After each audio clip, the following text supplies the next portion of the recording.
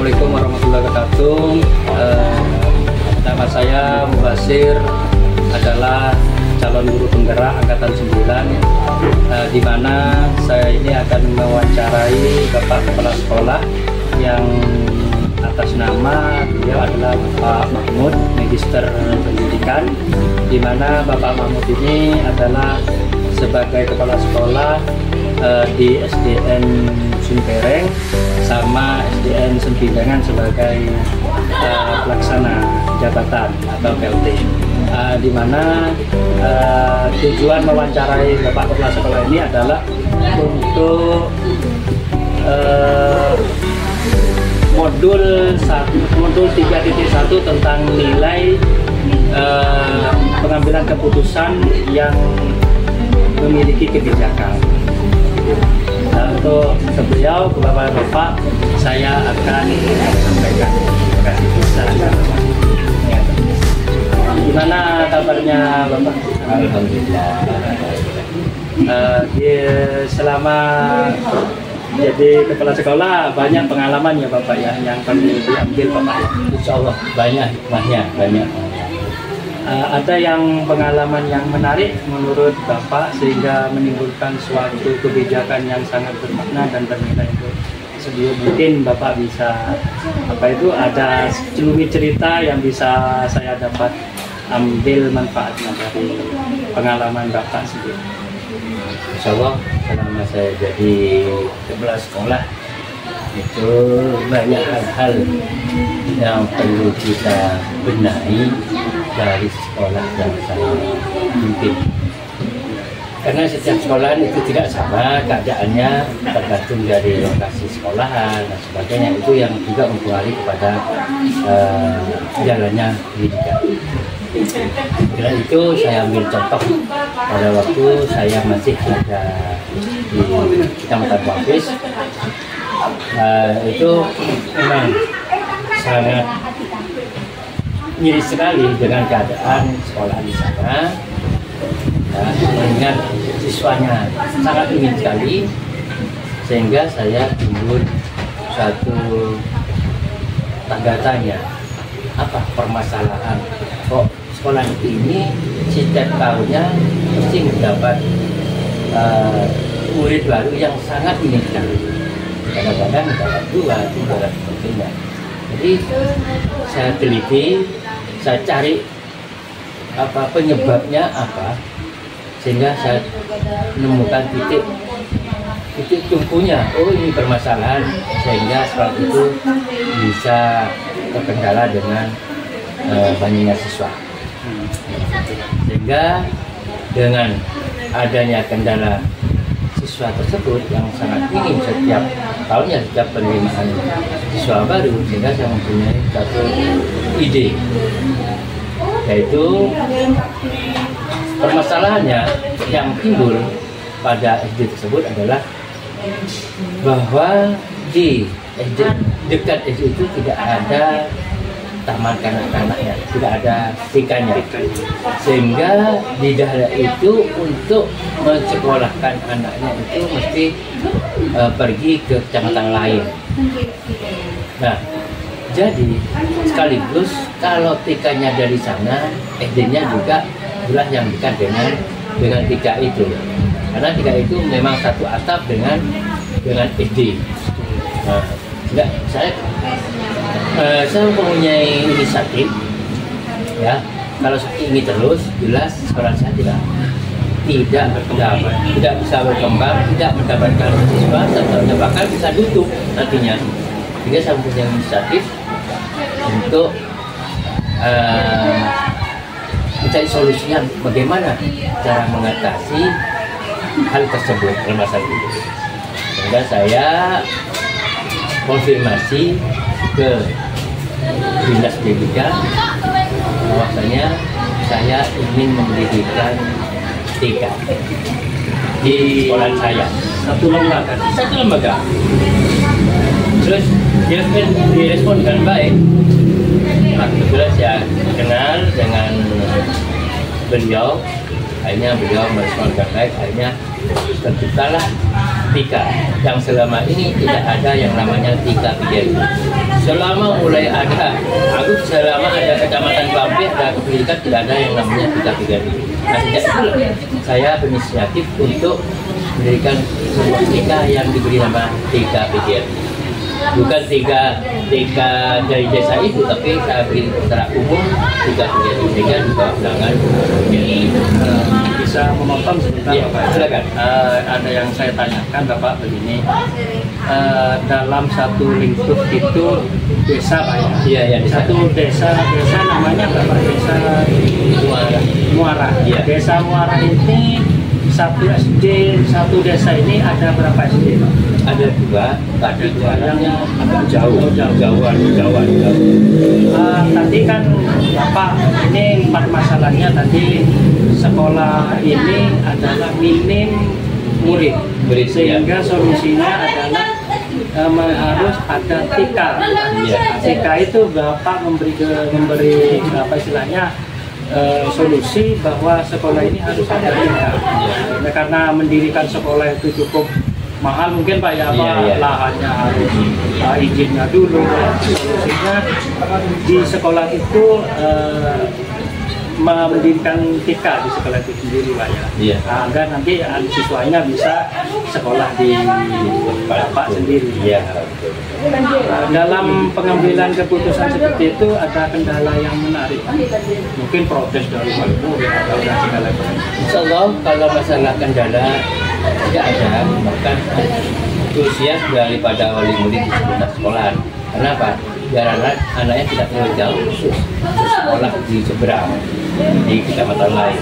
Karena SD Muara itu merupakan perbatasan antara Klampik dengan Surabaya. Jadi, kalau dari dua SD tersebut yang paling banyak Muara berapa? Awalnya dulu Muara itu merupakan SD inti, cuma ratusan dulu. Sebelum adanya perkembangan daripada FGD di sekitar Muara itu sendiri, dari desa lain itu paling kuno itu FGD Muara tadi. Jadi sebelum ada FGD yang lain di dekat desa sekitar itu merupakan FGD sentral di sana, sehingga muridnya sampai ratusan. Berarti setelah tadi kan kepada Bapak kita izin kepada mencari solusi kepada dinas dan juga ada respon positif begitu Bapak. Untuk respon terhadap orang tua murid, nah ini kan begini, sebelumnya belum ada TK, pas tiba-tiba ada TK itu responnya awal-awal itu kan mesti ada yang pengalaman menarik, TK mau TK kemana, kan ada yang seperti itu negatif terkadang Bapak. Itu pernahkah mengalami hal seperti itu Pak? Masalah mengenai dari respon dari masyarakat sekitar itu sementara itu masih belum ada, sehingga masyarakat banyak yang mendukung, dan tadi itu dampak positifnya ya, bahwa anaknya tidak lagi masuk TIKA yang jauh, jadi ada di sekitar sekolah itu sendiri. Juga enak untuk menjaganya, untuk mengawasi, tetapinya enak. Jadi tidak memakai satu kendaraan itu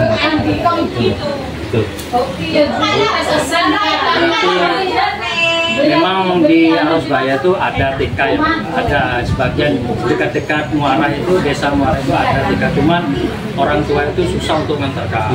Tapi solusi yang terbaik kalau Anda sumpama ada TK di sekolah Muara ini lebih dekat daripada yang jauh, nah itu mungkin lebih orang tua lebih efektif. Untuk dari segi nilai-nilai kebijakan Pak, itu kan kebijakan. Itu ada yang menurut Bapak nilai yang diharapkan dari pendidikan TIK itu seperti apa nilai kebijakan dari tujuannya? Yang pertama, saya ingin membangun SD Muara 1 itu lebih semangat lagi dengan adanya TK dan murid tambah banyak, sehingga siswa-siswi yang belajar tentunya lebih semangat lagi. Itu dari saya. Kemudian dari segi efisien dari orang tua, efektivitasnya dari orang tua untuk jauh yang memasukkan siswanya, anaknya yang ke SD harus bayar, yang karena itu yang juga lebih kurang efektif, karena terlalu jauh agak awal, sehingga kabarnya kalau membangun sebuah TK yang dekat dengan kemudian masyarakat, kemudian warga, insya Allah itu lebih enak daripada untuk harus melakukan melalui kecamatan. Itu. Kalau saya lihat dari keputusan Bapak yang itu memiliki nilai yang jangka panjang, karena tujuan utamanya menyelamatkan suatu lembaga ini agar tidak di-merger Pak ya, karena kekurangan murid tadi itu.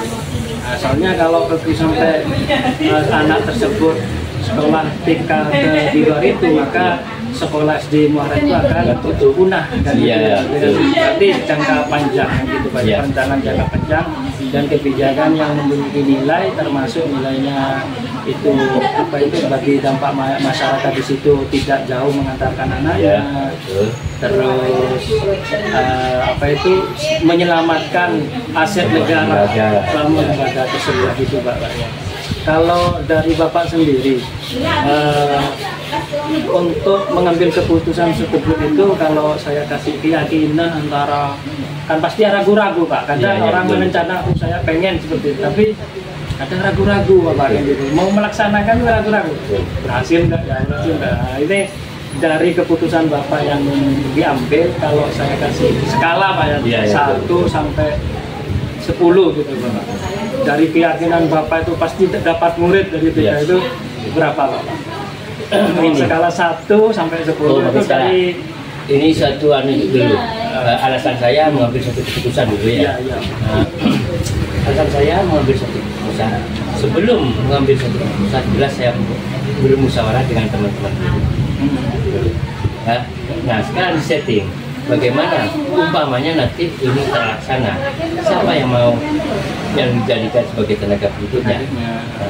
Jadi saya nyetingnya di sana ada komite mempunyai cucu yang juga seorang pendidik. Nah, itu yang saya jadikan umpan. Nah, jadi di samping itu juga komitenya bisa memberikan suara ke masyarakat terdekat agar kita punya ketika DGRI itu satu keputusan ya. Sehingga kalau sekiranya saya tidak mempunyai pemandangan kira-kira siapa dan bagaimana pelaksanaannya, ya jelas membutuhkan wadah, membutuhkan tempat untuk fasilitas baik sarana maupun prasarananya. Nah, kita harus mengambil keputusan bagaimana caranya nanti pelaksanaan itu.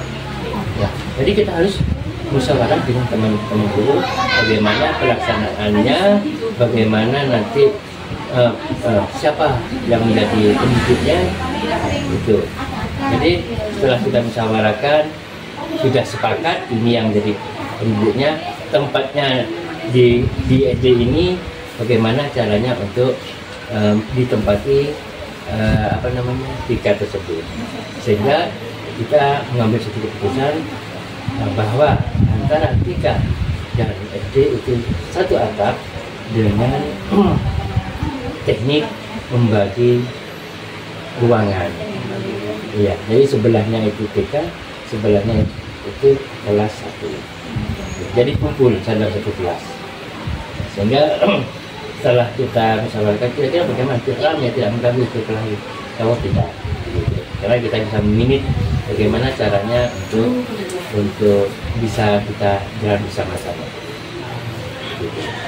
Kalau dari keputusan sangat luar biasa Bapak ya, dari teknis sudah itu disiapkan Bapak ya, agar memperkuat dari keputusan Bapak bahwa di sini harus ada TK gitu Iya, Pak. betul. Nah, kalau dari keyakinan itu kan berarti skalanya keyakinan itu ada dari kelas 1 sampai 10, ada di posisi berapa Pak? Insya Untuk Allah. menciptakan TK di sini. Nah, jadi kalau skala saya itu kalau diprediksi antara 80 sampai 90-an gitu. Wah, Sehingga kita tercipta dengan baik, tidak ada kendala dan tidak ada apapun yang menjadi tantangan. Itu berjalan dengan baik sehingga mulus dalam pembentukan tingkat PKRI sampai pelaksanaan segala. Alhamdulillah. Jadi terakhir Pak, pertanyaan terakhir adalah selama keputusan ini kan tadi melibatkan kolaborasi dengan guru di sekolah itu, Iya. sekolah SD tersebut ya. Kan pasti ada pro kontra itu ada Pak, pro kontra. Maksudnya kadang-kadang begini Pak, pro kontra itu ada yang setuju, ada yang tidak setuju. Orang di sini SD-nya Bu masih dibagi TK, terus gimana? Nah itu pasti ada dilema. Oh iya. Ada dilema bagi Bapak sendiri. Pasti kan ada dilema Pak. Ya, betul. Nah, mungkin yang pernah dirasakan dilema dari keputusan Bapak yang di sini harus ada TK loh, sekolah ini harus ada gabung satu angka. Ternyata masih ada selentingan orang yang pada semuanya Iya, terima iya. Pak kan. Iya, Jadi betul. apa istilahnya namanya itu dilema Pak. Nah, pernahkah Bapak pada saat melakukan keputusan itu sehingga menyebabkan dilema terhadap apa yang Bapak putuskan tersebut? Mungkin ada gitu. Begini. Masalah dilema mesti ada, suatu perjuangan mesti perlu pengorbanan. Nah, jadi dilemanya itu seperti tadi yang dikatakan sama Bu Kecil, ada yang setuju, ada yang tidak setuju. Kan tapi karena itu awal daripada pendirian TK, maka di situ akan dicari siapa saja yang kira-kira mau bersekolah. Jadi kita tidak akan ada satu pemaksaan, tidak ada. Jadi kita menarik seseorang siswa itu bukan dengan terpaksa, karena dengan inisiatifnya sendiri. Sehingga sesuatu pun yang menjadi kendala itu di sana tidak akan terjadi. Begitu. Sehingga awalnya jelas kalau awal dari pembukaan jelas sedikit siswanya. Nah, itu melihat perkembangan daripada TK itu sendiri. Kalau TK itu pintar yang mengolah sehingga masyarakat tertarik dengan diri sendirinya, dengan sukarela dia akan tanpa dipaksa pun dengan hati ikhlas dia akan bersekolah TK di situ. Jadi kita tergantung dari bagaimana mengolah TK itu sehingga bisa menarik masyarakat sekitar itu bersekolah. Jadi dilemanya ya begitu Pak. Sampai sekarang TK itu masih Alhamdulillah. Sekarang kan sudah ada TK-nya, sudah Iya, berjalan iya, sudah betul, puluhan betul. tahun ini Pak. Gimana untuk sekolah tersebut sudah ada efek dan dampak? Iya. Apa menambah, apa tambah kurang gitu? Ya, insya sesuai dengan rencana kita, bagaimana cara untuk menarik minat masyarakat untuk sekolah TK, maka setiap tahun awal itu langsung untuk perpisahannya TK itu langsung diadakan suatu wisudawan, sehingga masyarakat seakan-akan tidak ada bedanya dengan TK-TK yang lain. Jadi mengikuti alur sana sehingga masyarakat antusias untuk memasukkan putra-putrinya ke TK tersebut. Alhamdulillah sekarang berkembang. Iya, alhamdulillah. Iya.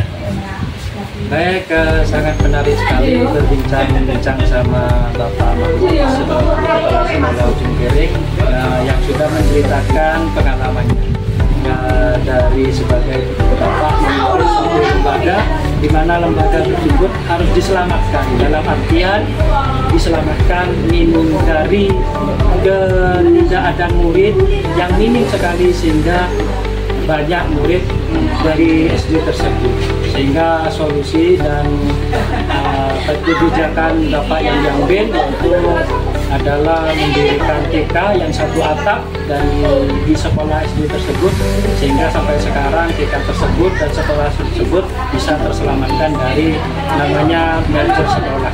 Nah, ini hanya respon menurut saya adalah hal yang positif, yang dimana Bapak Mahmud ini adalah sosok pemimpin yang peduli terhadap pendidikan, sehingga apalagi juga memikirkan kondisi suatu desa tersebut, di mana orang tuanya mengantarkan anaknya jauh untuk bersekolah TK, sehingga Bapak Mahmud memberikan kebijakan bahwa agar orang tua tersebut tidak jauh mengantarkan anaknya, sehingga mendirikan TK di satu lembaga dan satu tempat.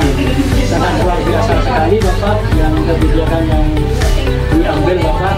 Semoga apa yang Bapak ceritakan itu menjadi pengalaman bagi saya.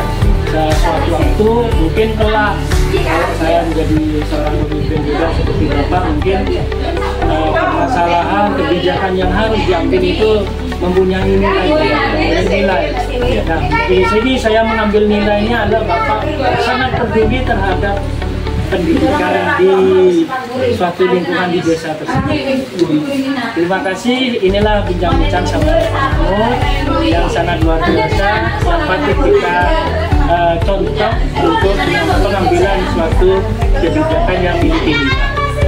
Saya akhiri, Assalamualaikum warahmatullahi wabarakatuh. Terima kasih Bapak atas waktunya.